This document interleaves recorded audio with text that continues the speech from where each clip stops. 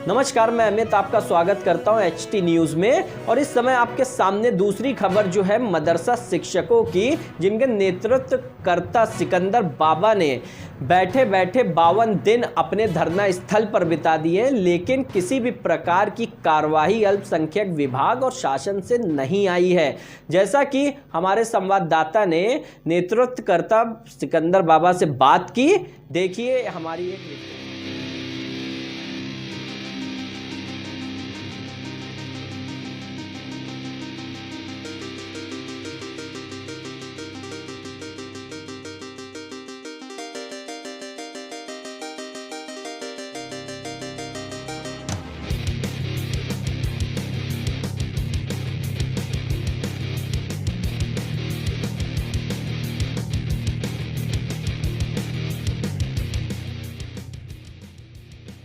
जी, अरे आरपी सिंह जी नमस्कार। मैं यूपी ब्यूरो चीफ बोल रहा हूँ, अमित कश्यप।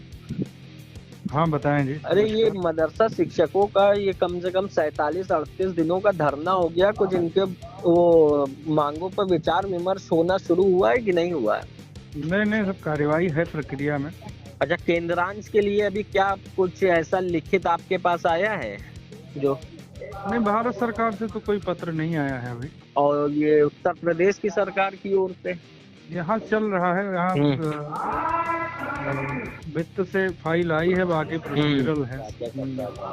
ये जो इनका ये क्या नाम है, मदरसा आधुनिक शिक्षकों की सामाजिक सुरक्षा हेतु सेवा नियमावली पुस्तिका तत्काल बनवाई जाए, बनवाई नहीं गई। उसमें कोई कार्रवाई नहीं। अभी अच्छा, अनुदान को लेके मानदेय को लेके कार्रवाई प्रक्रिया में। अच्छा, अनुदान और मानदेय को लेके कार्रवाई की जा रही है। हाँ, तो कब तक का कोई ऐसा बताइए, तो उसको लिखना था हमें। तो हमने कहा कि कोई टाइम बाउंड नहीं, तो जब हो जाए कार्य। अच्छा, टाइम बाउंड तो कुछ नहीं तो कहते। चुनाव के बाद की चुनाव से पहले कोशिश से पहले हो जाए, अब हो जाए तो। अच्छा, नमस्कार दोस्तों, मैं विक्रम आपका स्वागत करता हूं एचटी न्यूज़ में। और जिस तरह से पिछले 52 दिनों से लगातार मदरसा शिक्षकों का धरना जारी है, लेकिन अभी तक शासन प्रशासन ने उनकी किसी तरह की सुध नहीं ली है। अल्पसंख्यक कल्याण विभाग द्वारा भी एक जियो आने वाला था, लेकिन अभी तक आया या नहीं आया, इनके अध्यक्ष से बात करते हैं और जानते हैं कि किस तरह से रहा पिछला 52 दिन और अभी तक क्या आश्वासन मिला या किस तरह की कार्रवाई इनकी मांगों पर सरकार ने की। देखिए, कार्रवाई तो होती रहती है, बहुत दिनों से 36 महीनों से होती चली आई है। मुझे ठोस कार्य चाहिए और मेरा केंद्रांश चाहिए। और हमारी जो दूसरी मुख्य मांग है वो है सेवा नियमावली। साथ में हमको सेवा नियमावली चाहिए। और जो मेरा राज्यांश हम सभी लोगों का था वो 5 महीने 2 पंचे 10,000 यानी ऊँट के मुंह में जीरा दे दिया गया।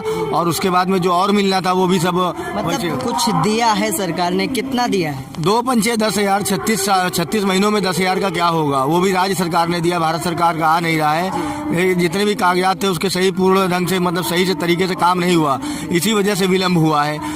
भारत सरकार में पैसा दे रहे हैं, राज्य सरकार में, मगर जो काम सही से नहीं कर रहे हैं, तो इसीलिए ऐसा हो रहा है। कागज समय से पहुंच नहीं रहा है। कितनी संख्या में मदरसा शिक्षक हैं? मदरसा शिक्षक 25,500 हैं। हमारी संख्या आती रहती जाती रहती। आज यानी कि 1 लाख के ऊपर वोटर है मदरसा शिक्षक।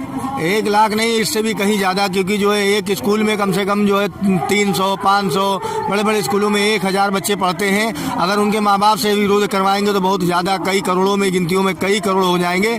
तो विरोध की बात अलग है। और क्या कराना, हमको केंद्रांश चाहिए, हमको हमारी सेवा नियमावली चाहिए।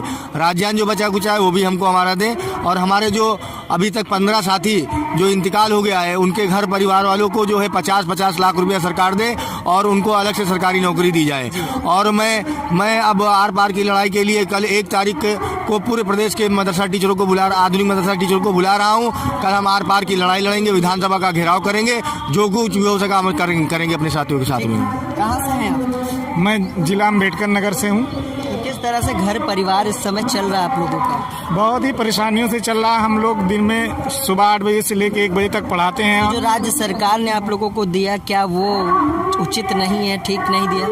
अब 2000 के हिसाब से 10,000 रुपया 5 महीने के दिया है, वो तो उचित नहीं है, क्योंकि हम लोग 36 महीने से भूखे प्यासे हैं। 10,000 रुपये से हमारा काम नहीं चलने वाला है। अगर आपकी मांगे नहीं पूरी होती तो क्या इस बार के चुनाव में राज्य सरकार को, जो केंद्र में सरकार है, क्या उसको चुनेंगे दोबारा? नहीं, अगर वो हमारा भला नहीं चाहेगी तो हम उसका भला कैसे चाहेंगे। जैसा कि आपने देखा, ये थे मदरसा शिक्षक जिनका ये कहना था कि जिस तरह से राज्यांश मिला है उससे नाखुश हैं सारे मदरसा शिक्षक, और जिस तरह से दिन पर दिन एक कोई ना कोई मदरसा शिक्षक अपनी जान गंवा रहा है उसका भी मुआवजा मांगा।